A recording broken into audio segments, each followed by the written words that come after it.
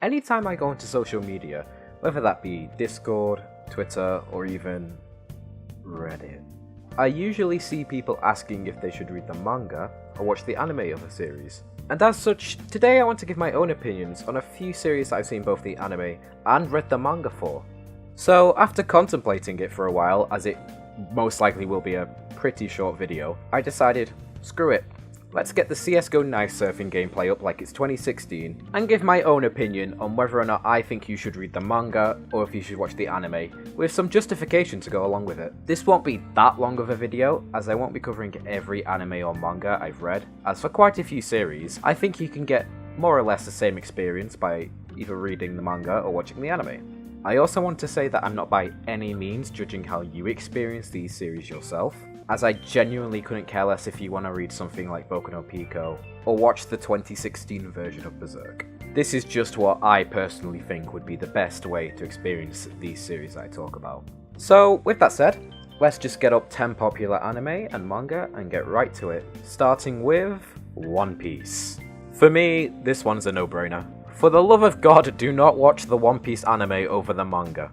This is because after around the time Chopper joins, I want to say, the One Piece anime started to get very, very close to catching up to the manga, and whilst this has happened in a lot of other series, including Naruto or more recently Black Clover, these anime either decided to have filler arcs, which are quite annoying at the time, but are easily skippable now, or in Black Clover's case, completely stop until there's a bigger gap between the manga and the anime. However, One Piece took a quite weird approach in my opinion, as instead of having filler arcs, it opted to only have a few filler episodes every now and then, and instead mostly slow down the pacing in most episodes after that, and this is felt the most in the Dressrosa arc, leading to full episodes where everyone pushes a fucking barrier for 25 fucking minutes. Whilst it's actually not fully finished yet, the Demon Slayer anime is far better than the manga on the parts that actually have been adapted, mostly due to the animation.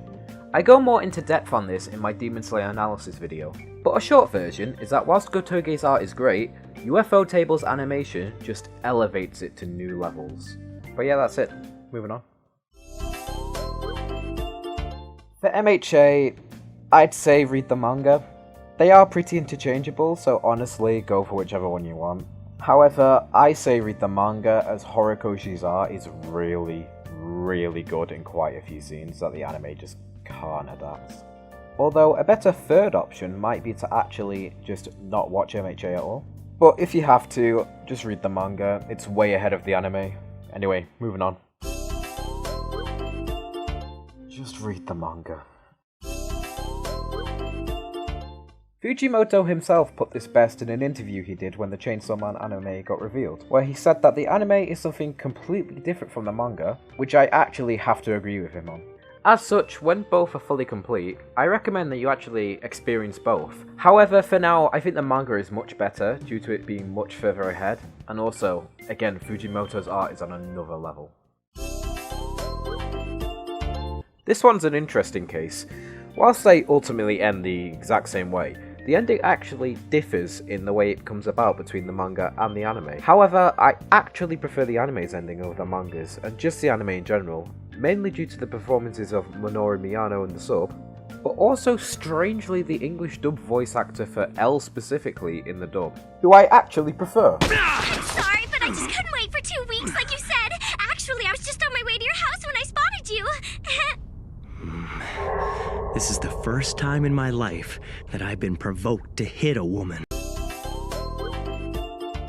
For this, I am actually going to recommend the anime, because whilst Isayama's art is amazing in the later volumes, it is kind of shit in the first few volumes, due to Isayama being very inexperienced with art. And so I would probably recommend watching the anime until it actually hits season 4, and then just switching to the manga, and then continuing from there. Here, I actually prefer the anime, because despite Asta's voice being one of the most infuriating things I've ever had to sit through,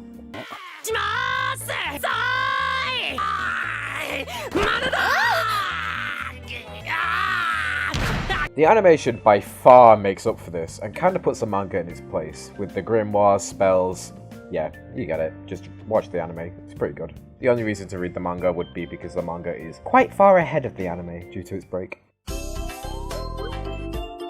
This is another interesting one. For Jujutsu Kaisen, I think you could take either, as Mappa's animation for the anime is just amazing. However, the anime is like 15 volumes behind the manga in story. So I think it just depends on whether you value the story more or the fighting. So you could take your pick, because I know some people value the animation more than the characters and story, which I would personally value more than the animation. So yeah, just your choice, pick either, they're both great. Right, now with Naruto, I have to be honest. I've actually not fully seen the Naruto anime or read the manga. However, I do know the full story of Naruto, and I've also seen panels from both the manga and scenes from the anime. And as such, just take my recommendation with a pinch of salt, considering I actually haven't seen the full anime or read the manga. But in my opinion, I'd recommend the anime here, because again, whilst I haven't seen much of Naruto, the fights are just amazing in animation. And I also loved the voice acting for a lot of characters, and similarly to Death Note, I loved the English dub, with Yuri Lowenthal in particular being amazing in this show, and him becoming one of my favourite voice actors due to the amount of this show I actually have seen, and also because he voiced some of my favourite characters in some of my childhood shows and games. And that should be about it for now. For other popular series that I haven't covered in this video, it's either because I've only watched the anime, only read the manga, or because I know literally nothing about it at all. But who knows, maybe I'll make a part 2 in the future if there are some more manga or anime that I do watch, and I have similar thoughts about. Anyway, I hope that you did enjoy the video.